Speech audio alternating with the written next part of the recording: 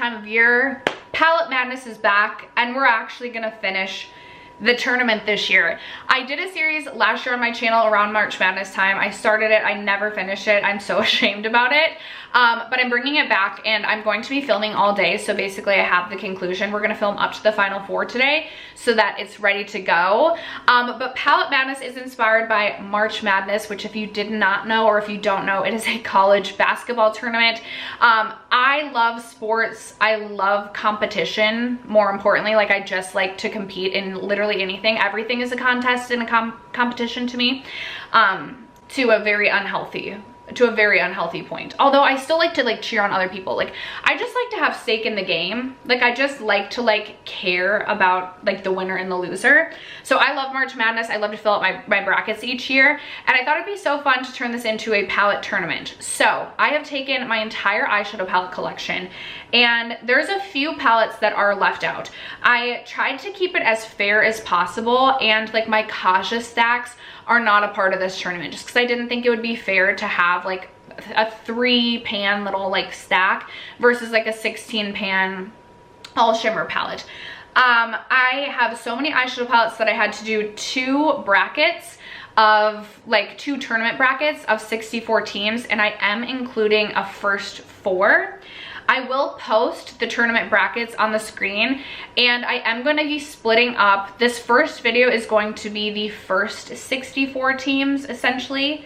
And then the next video, which I believe will be going live tomorrow, I'm going to be trying to post the next 4 days of videos are, I believe, going to be Palette Madness.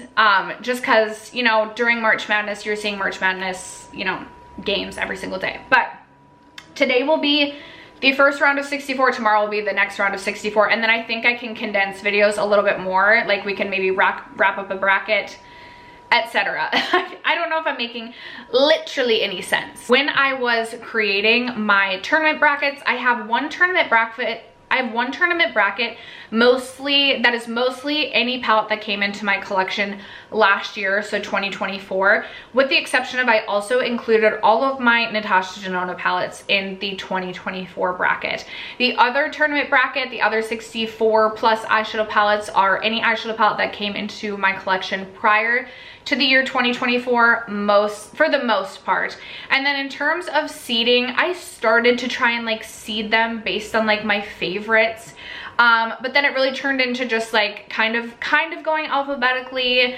Like, I tried to create some fun like pairings, like doing some Pat McGraths against other Pat McGraths, or Odin's Eye Christmas versus Christmas Eve and things like that. But the actual like seating and arrangements are not like so serious. Like, I didn't go through and go by like my palette usage last year or anything. So just to give you guys a little bit of insight on how I wrote the brackets out, that is how I did it. Also, I know I said I love sports, but one thing I didn't do my research on is here's my brackets. I have, again, 2 of them.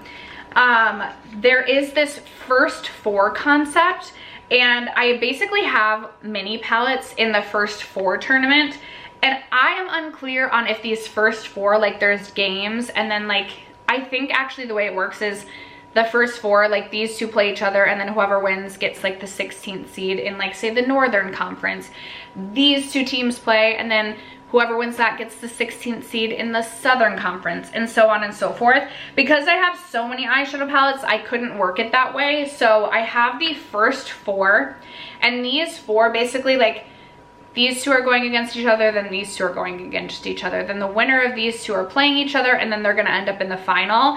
And the finalist of this first 4 tournament are going to end up as the 16th seed in my Southern bracket. I don't know if this is making sense to anyone. If you are not a sports lover, I really apologize. You're probably like, girl, what? Or you've already clicked out of this video.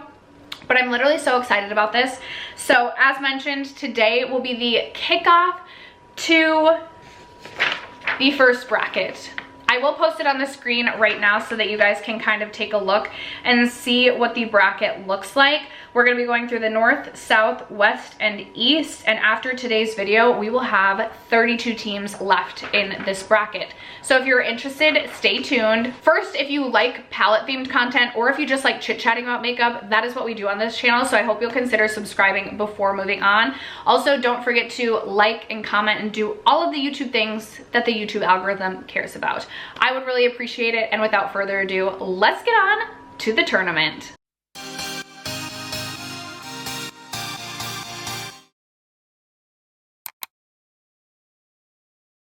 Are we ready for Palette Madness, you guys? I know I'm ready. I'm also ready for March Madness. I feel like I should be drinking a Truly or like a High Noon to like be feeling like I'm at a true sporting event, but you know, maybe we'll save that for the next round. Okay, we are gonna kick it off with the first four. I didn't look this up. I also don't know if like the first four end up as the 16 seed for each matchup. If you are not a sports person, I am so sorry. I'm gonna get through this quickly. But we're doing like almost a little mini tournament for the first four. So there's actually 8, but there's 4 separate pairings. And I have my quads, and then the winner of that first mini tournament is going to play the number 1 seed in the south bracket.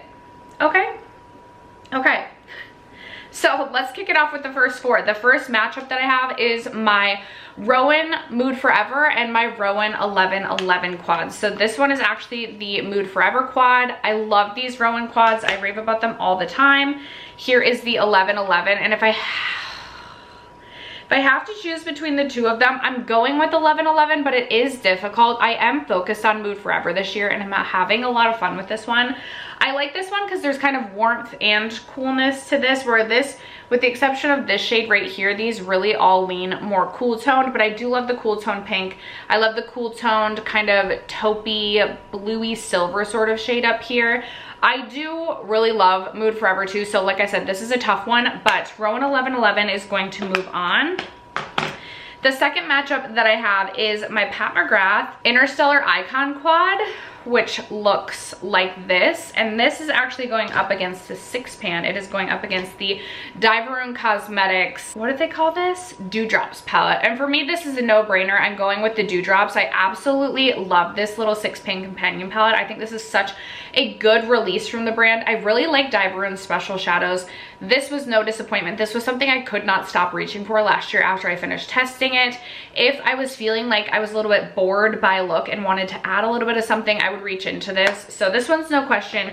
Dewdrops is moving on. And then the other side, we have 2 pairings of Natasha Denona middies. So the first pairing is the Natasha Denona Mini Love versus Mini Nude. And I think we all know I'm going with Mini Nude. I love Mini Nude so much. I have repurchased this palette because my other one was so beyond saving, and I absolutely love this. It's such a staple in my collection, so that one is going to move on.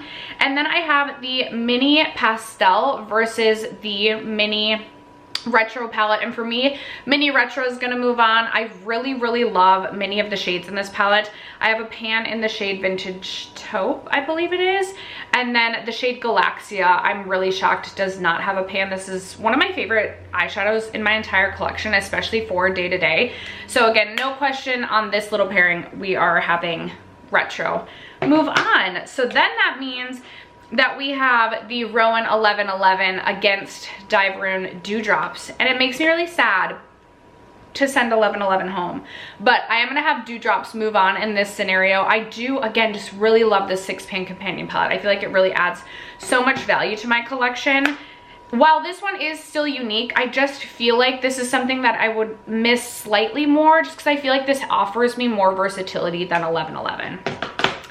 And then this one is also very difficult. I love the Mini Nude because it's just such a staple. Again, I have repurchased this palette, but I also love Mini Retro.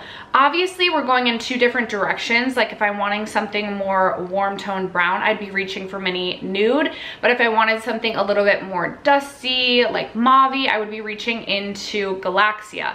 This is something I feel like as a whole is more utilitarian for me, or just more usable, but this has one of my favorite shadows in my entire collection. So it is difficult, but I'm gonna have to, Mini Nude's it's gotta move on. I mean, I've repurchased the palette, come on. So that means in order to make it into the official like bracket, we have Mini Nude against Diver and Dewdrops. Okay, this is actually so difficult. Obviously, these two palettes serve very separate purposes, at least for me. This is absolutely a companion palette. In no world am I just creating, you know, a look with this palette. I'm not a one and done shadow type of a girl. And then we have something that, you know, isn't maybe as fun, but also is something that I take traveling with me so much. I literally had to repurchase this palette. It's such a go-to staple. So this would probably be the upset in this situation if I chose that one. Oh, I actually think I'm gonna have Diver and Dewdrops move on. This is absolutely an upset. This is like, you know, oh my gosh, what would be, this is like Duke going home in the first round, something like that. But I feel like I do have the majority of these shadows scattered about my collection. Like I feel like I can get the same look that I can get from this palette in other palettes, but this one I would miss a little bit more because I do feel like this is a little bit more unique to my eyeshadow palette collection, and so that's why I'm going to move this one forward. So this is going to become the 16 seed in the South bracket of like the entire 64. But we're gonna start with the North. We're gonna start with our North bracket, so we've got some new pairings now. So starting with the first pairing, we've got the Persona Identity against the Menagerie Pastel Pup. The Persona Identity palette is a longtime favorite, longtime staple in my collection. And then we have the Pastel Pup, which honestly, this was like one of my first, wow, that did not work. This is one of my first experiences with indie shadows. I think this palette is fine. I don't reach for pastels all that frequently. I do love the shade Snowball. I swear Snowball was like one of the first blue eyeshadows I ever fell in love with. But in terms of which palette I'm reaching for more, I reached for this palette over 50 times last year, and I don't even know if I reached for this like twice last year. So it is definitely going to be Persona Identity that is moving on in this pairing. Next, I have two Melt eyeshadow palettes. I have the Melt Gemini and the Melt Earth eyeshadow palette. I really enjoyed the Melt Earth palette, and Gemini is one of those palettes that I think in my mind, I love this so much because this was such a unique kind of release. When it released, it was very unique to my collection. I did not have anything that was like grungy like this. I really like greens. Oh, this is so tough.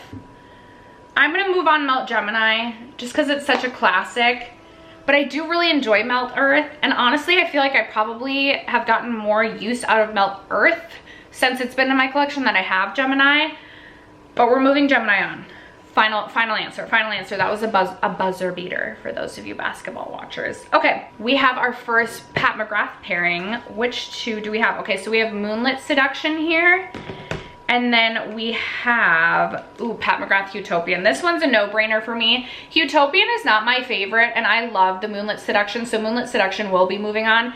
Utopian, I don't know. I look into this, and I feel like I should like this more because we have these really fun special shadows down here, but I don't really create a lot of looks that I find myself wanting to reach for like a purple like this. I do really enjoy this shadow right here, and then I don't reach for golds that frequently. Something about the bright coral throws me off a little bit, and so we're moving on the Pat McGrath Moonlit Seduction. I absolutely love this palette. I love the special shadows in here. Color Story is definitely more up my alley, more my vibes. I talk about how I wish that we could have committed to like cool tones rather than doing the rosy mattes, but regardless, we're moving on Moonlit Seduction. Okay, then I have, this one's kind of a random pairing. I have the Sugar Pill Fun Size palette, which is like my first experience truly with an all colorful palette. This is a palette that's near and dear to my heart. A lot of sentimental value in this palette. And then we have the Danessa Myricks Volume 6, which I absolutely love. Danessa Myricks is really the brand I feel like that made me fall in love with duochrome and multi-chrome shadows. And this one really is a no-brainer just because this one's offering me so much more than the Sugar Pill's Fun Size. I still love a Sugar Pill Fun Size, but no-brainer. The Lightwork Volume 6 will be moving on. All right, we are on to another Pat McGrath pairing. We have the, I forget, is this the Sublime palette? I could be wrong. We have this one against, ooh, the Subliminal. I feel like most people would pick this palette over this palette, but clearly I love blues so much. I've been leaning into cool tones. I like cool and warm tones. For me, I know this palette is so boring to look at, but it is one of my more favorite palettes from Pat McGrath. In fact, I actually have a little bit of this shadow topped on my look today, and then I have this, a little bit of this on the like inner third of my waterline down below. I love this palette from Pat McGrath. So for me, the Subliminal, I believe that one is, will be the one moving on. Ooh, this one could be tough. Oh, probably won't be that tough. I have the Pat McGrath Divine Rose against the Danessa Myricks Lightwork Volume 3. This is my first Lightwork palette. This palette, I tell a story of a very dark year of my life, the year of 2022. I owned this palette and I would literally, in some of my darker moments, this sounds so pathetic, but honestly, like I was really going through it. It was like peak custody battle, peak divorce. I would literally sit outside, swatch this palette, and it would like bring me moments of joy. So as sad as that sounds, but you know what, whatever is keeping you through.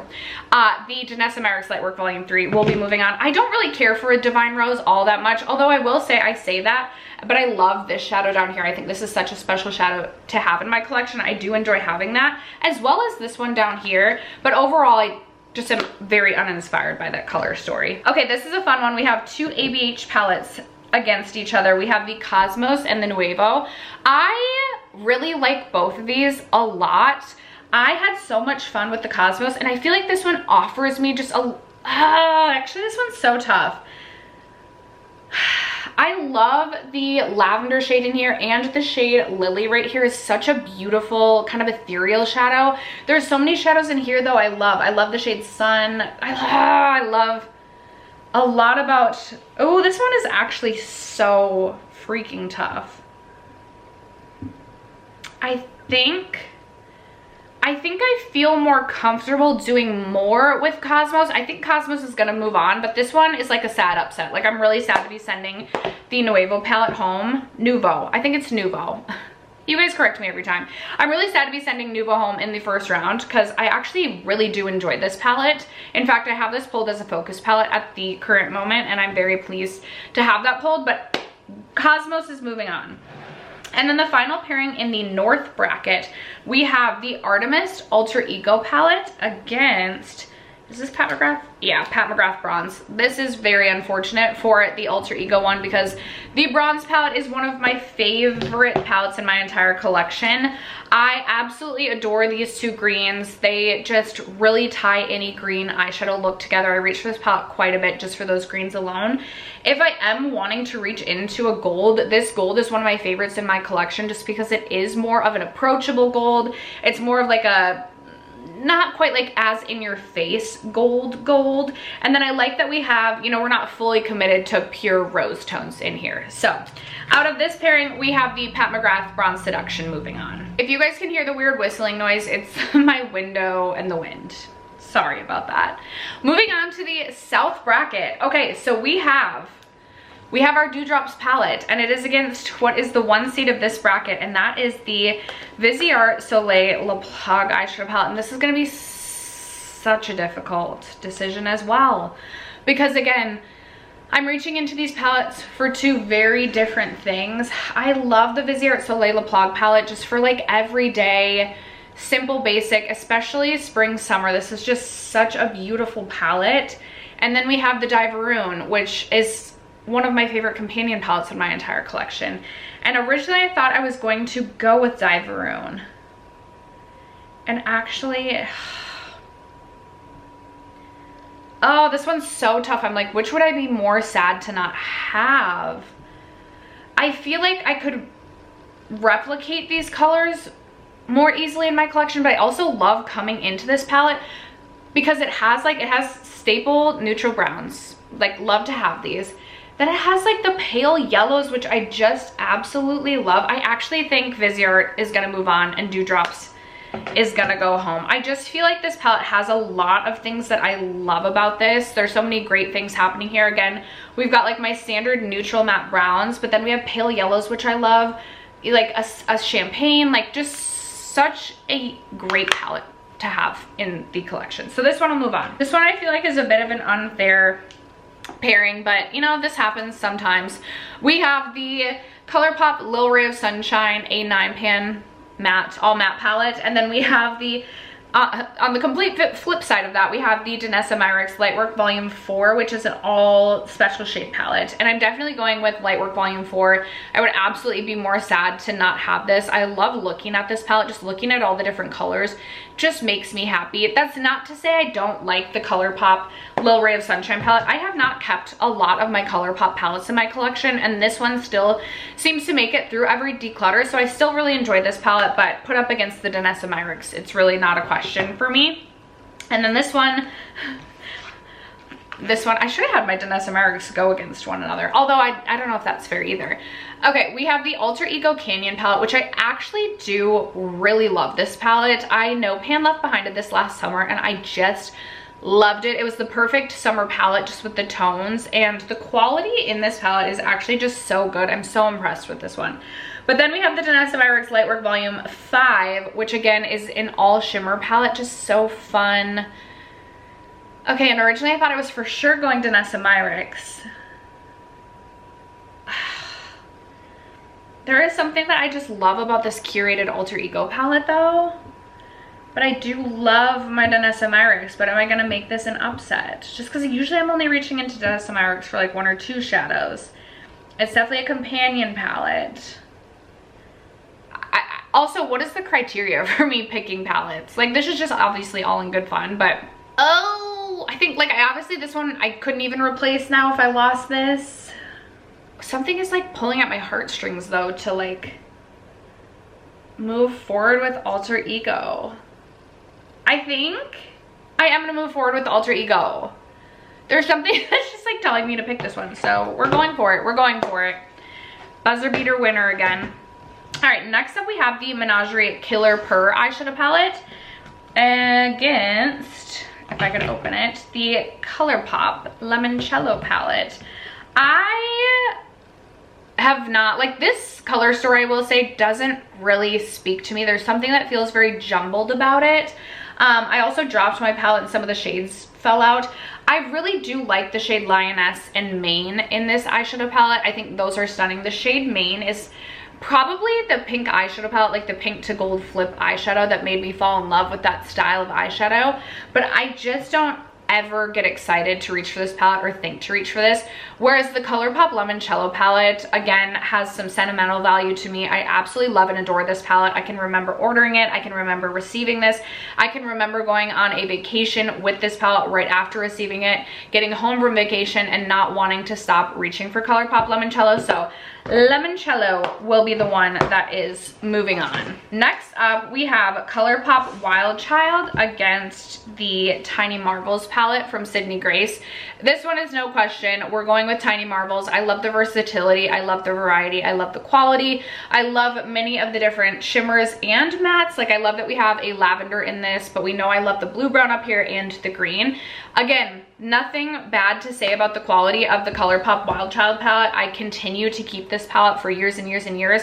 I like that this one is a little bit deeper. I like that this one is very warm and sultry, but Tiny Marvels has got to take this one. Okay, this is a good one as well. Oh no, we have a bit of a broken shade in this one against another palette that is not shy, not a stranger to broken shadows. We have the Friendcation versus the Aether Beauty Summer Solstice. Summer Solstice, I almost decluttered, that I kept it around to No Pan Left Behind, and I fell in love with this. However, Friendcation just has my heart. I've worn this palette to so many country concerts. I love this eyeshadow palette.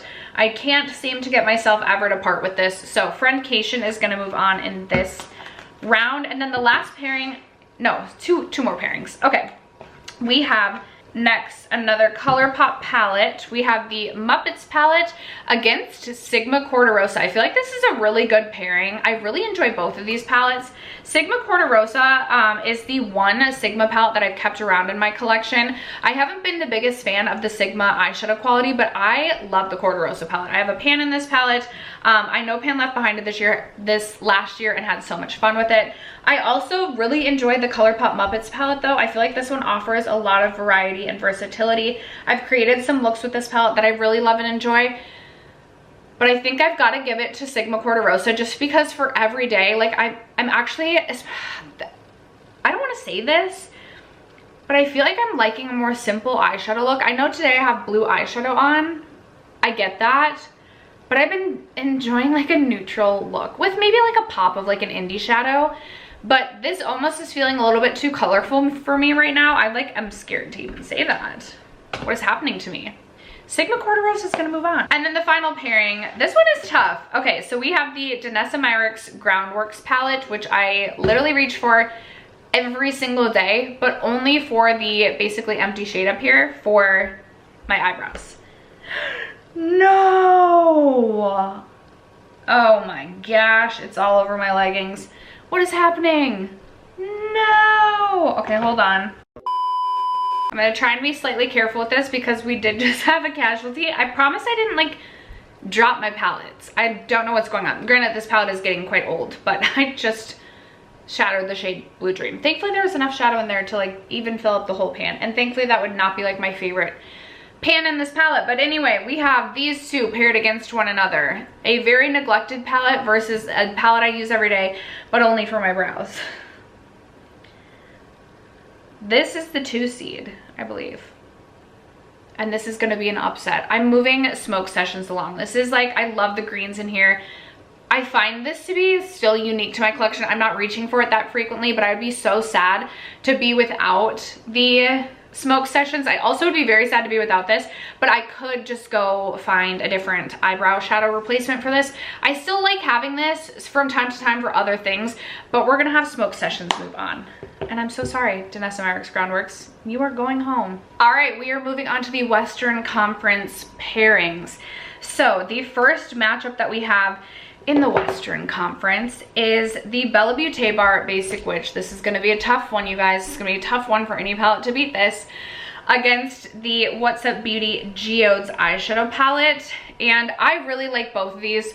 Both really beautiful indie brand eyeshadow palettes. This one is going to be better for the everyday, like wants a neutral eye look, maybe likes neutrals but wants a fun pop here and there. This is gonna be the palette better for that consumer, and that is typically me, but there is something so special about the Bella Beauté Bar formula and Basic Witch. So Basic Witch is definitely going to be the one moving on here. Then I have the Adept Heather Austin palette against the Glam Light Ice Cream palette. Again, both really fun palettes. These are very different. This one is more like summer inspired to me, whereas the Heather Austin is very much more fall inspired. And I think for me, just in terms of color story, I would definitely be reaching for the Adept Heather Austin palette more than Ice Cream Dream.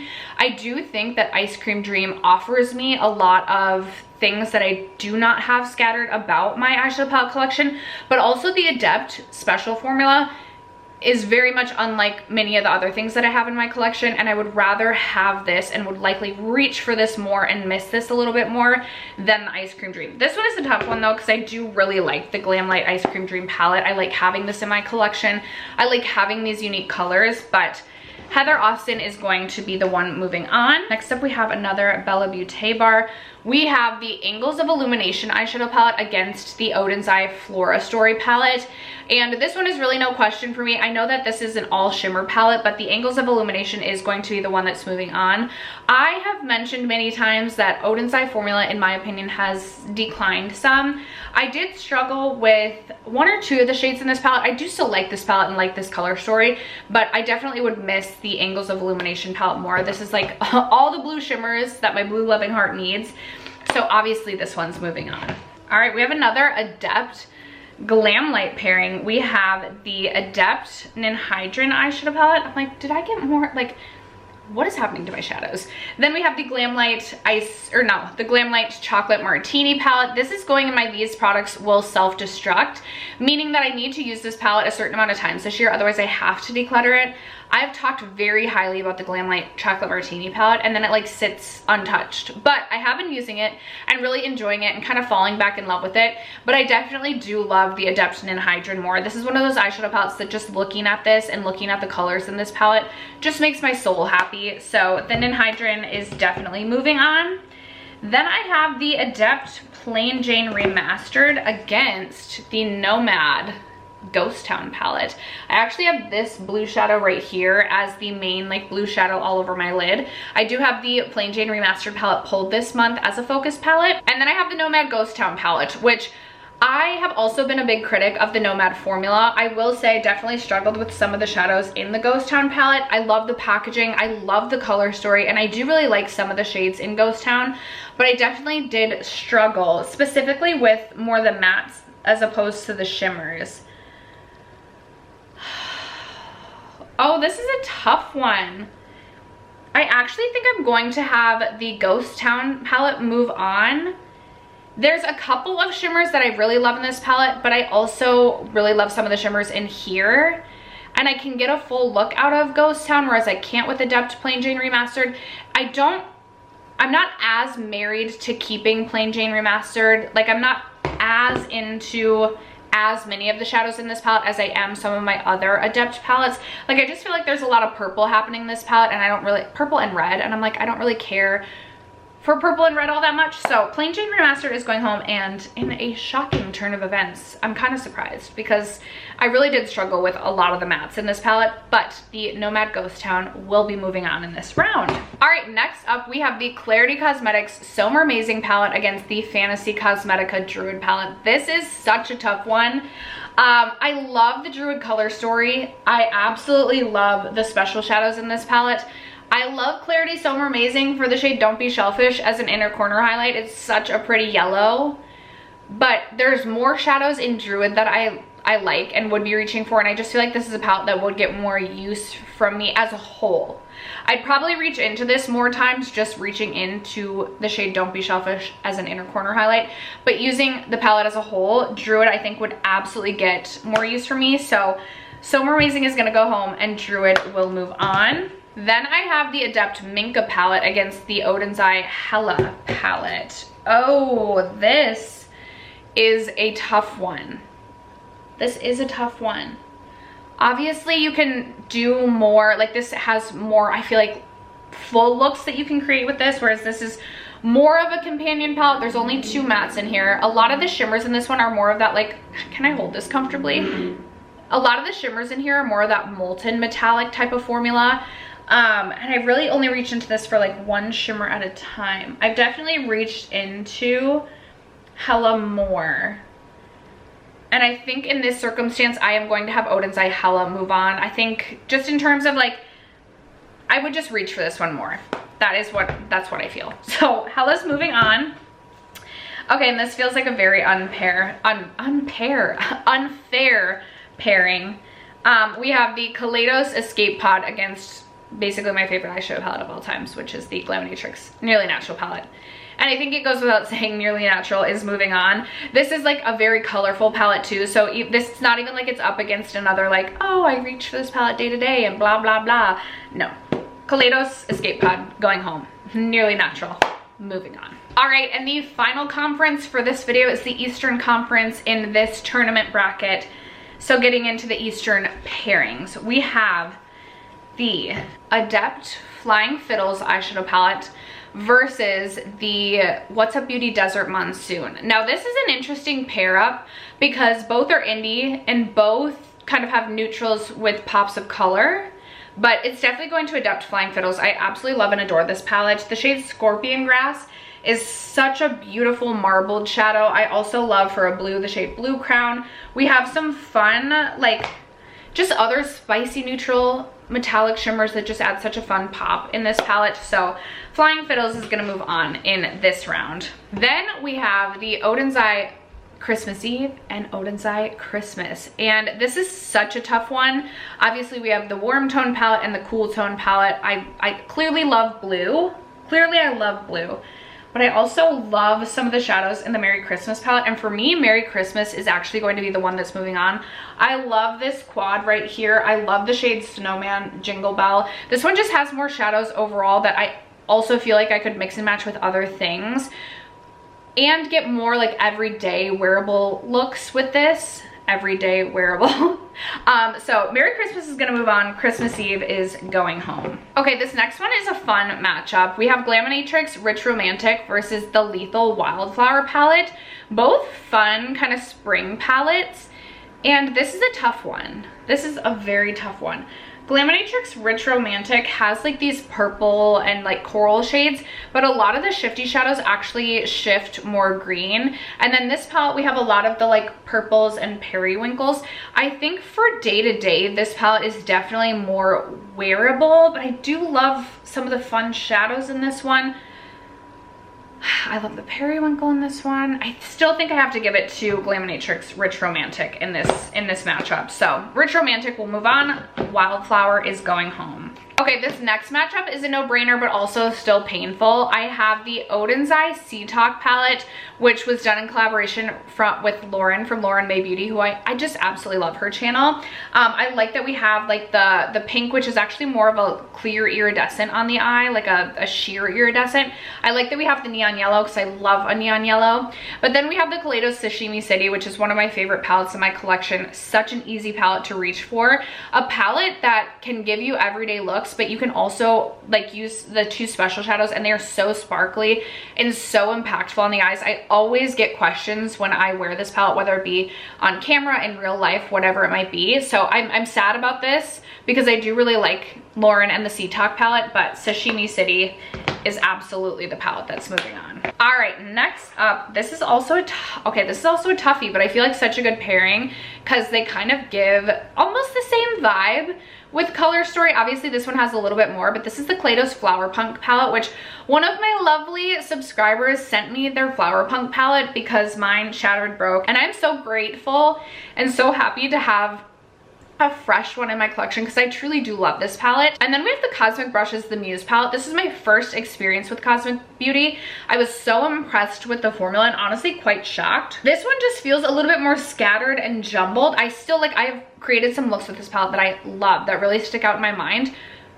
But there is something in my mind that's just so special about the Flower Punk palette. So I am actually going to be moving along the Kaleidos Flower Punk palette in this round. Okay, another very appropriate pairing in my opinion. We have Odin's Eye Lil Ghost versus Odin's Eye Trick or Treat. And this is such a difficult one too.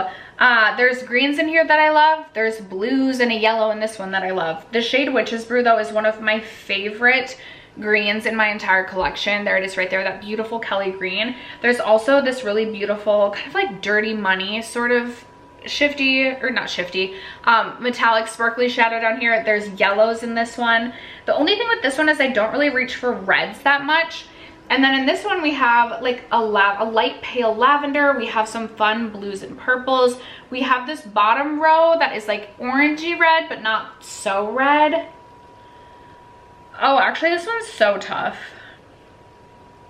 Initially I was thinking I was gonna go with this, but I actually think there's more shadows I would be reaching into from this palette. So I actually am gonna move Lil Ghost along and we're gonna send Trick or Treat home. Ooh, this is a good one, but I think I know which one is appropriate here. We have the Glaminatrix Sugar and Spice versus the What's Up Beauty Dragon Eye palette. And while I like the Sugar and Spice palette, I was a little bit underwhelmed and a little bit disappointed in this palette. I've actually swapped out a couple of my shadows with different matte shadows just because the matte color story in this didn't make sense to me. And also, I don't know, like I like the formula in their special shadows. I really like the shade Nutmeg. I really like the shade Basil, which is like an ethereal blue, which I love. But overall, I just feel like this palette didn't hit like I wanted it to. And I really enjoyed the Dragon Eye palette. I feel like you can do so many fun things with Dragon Eye. You can mix and match. You can create some really unique and interesting looks with this palette. What's Up Beauty has an incredible formula, and the Dragon Eye palette is going to move on in this round. All right, you guys, the final matchup for this round, this video, we have the Unearthly Fall Magic palette versus Odin's Eye Stone and Rock. This one is no question. I thought Stone and Rock's quality was really awful, actually, in my opinion. I keep this palette around because I like the shade High Spirits. I think that's such a unique green. But overall, this palette was a huge letdown and a huge disappointment. Whereas this palette, I created two looks that I like went out in public with, and both times strangers stopped me to say that they like my eyeshadow. I really love like this quad up here. These special shades are just so shifty and impactful. This is such a beautiful eyeshadow palette. So Unearthly Fall Magic is absolutely moving along in this round. And after that, you guys, that is going to conclude the introduction kickoff to Palette Madness. We do still have a whole nother round of 64, a whole nother basically palette tournament bracket that will be coming, I believe, tomorrow. So stay tuned for that. Let me know what palette, let me know what the 4 palettes you think are gonna, let me know what you think is gonna be final 4. I would love to know what you guys think in the comments below. I have not decided. I don't know what the matchups are gonna keep going along to be. I'm literally trying to just go into this almost blind. Like, yes, I made the brackets, but I really wasn't thinking about it as I put it together. So your guess, I feel like, is as good as mine. I mean, I have some of my favorite palettes that I'm like, okay, that's probably going to make it through, but you never know. You never know when the upset is going to happen. Thank you guys so much for sticking around to watch today's video and for supporting me and my channel, as you guys always do. I love you guys so much, and I will catch you in tomorrow's video. Bye.